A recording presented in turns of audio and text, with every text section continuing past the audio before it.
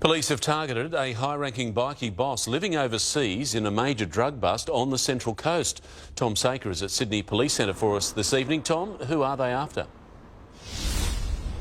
Well, Mark, 7 News can reveal the bust is linked to former and exiled bikie boss Mark Buddle of the Comancheros, and that police are making very good progress dismantling his alleged empire of organised crime. Officers from Strike Force Gala found $3 million worth of methamphetamine at a dilapidated drug lab on a rural property in Gala on the Central Coast and arrested two men aged 48 and 35 who were allegedly making the drug ice and dealing in the proceeds of crime. Now, police also seized methamphetamine oil, more than 20 kilograms of precursor chemicals, drug manufacturing equipment and $220,000 in cash. It's understood the drugs were being made under an agreement between the Nomads and Comancheros, and that it's part of a recent and growing trend by these gangs to produce their own illicit drugs, as COVID has made it far more difficult to import them.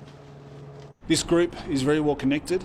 It has links to overseas criminal networks and to substantial offenders within Australia and New South Wales. It has tendrils back into the Middle East. Now, the two men were denied bail and will face court in November. Mark?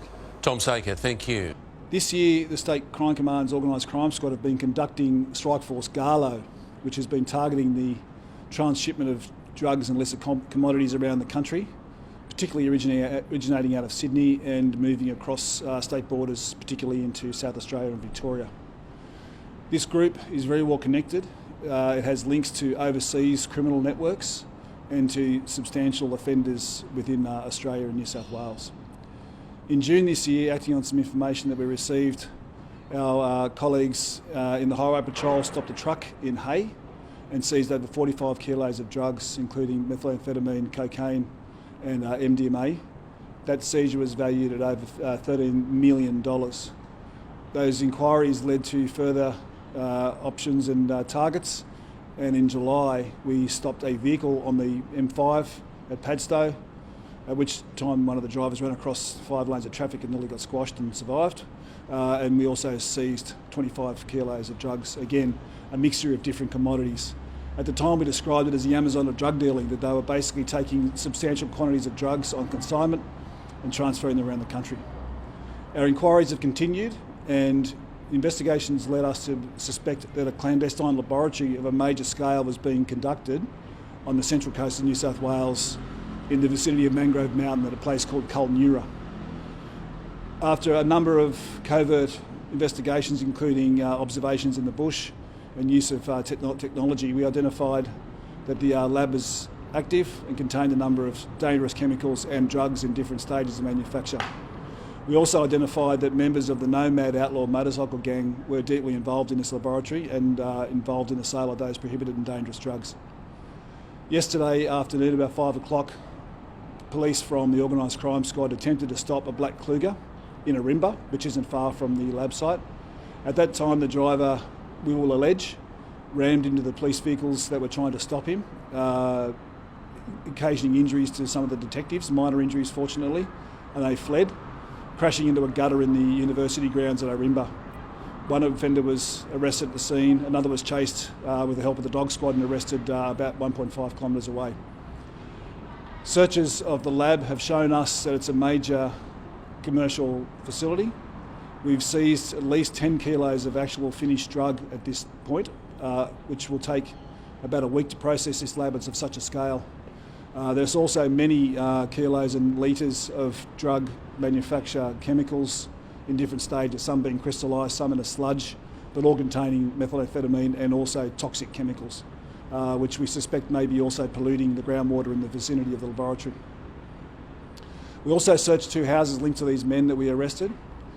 In those houses we found $220,000 cash, also of concern a taser and a ballistic vest, which shows the violence surrounding these criminal groups. Those men have been charged in a bail refuse before court today, and they've joined the list of people we've already charged in this investigation. Strike Force Gala is continuing on. Each success we have drives us to further endeavours, and the progress is excellent. What we'd like to talk about today is the fact that this facility may have been operating in this area for several months, if not years.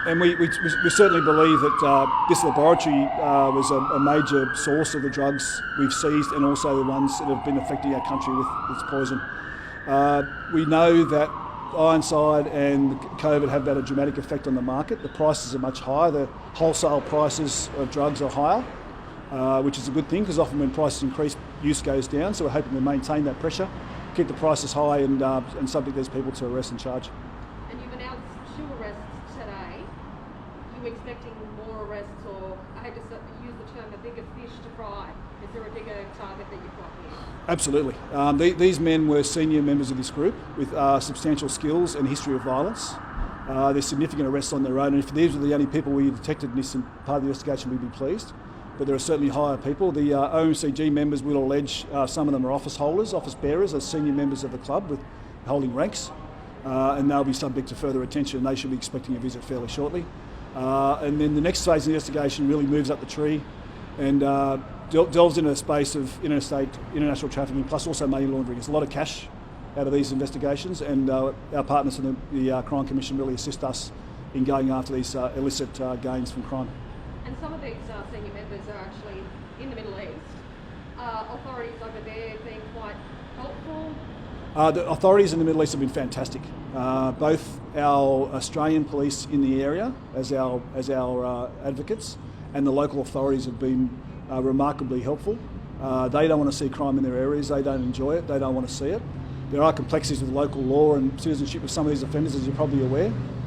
There's a lot of partnership working at the legal level, which involving our colleagues in the federal police and their legal sections, for example, are working very well. And the progress is strong, and it's no longer a safe haven for these offenders going forward.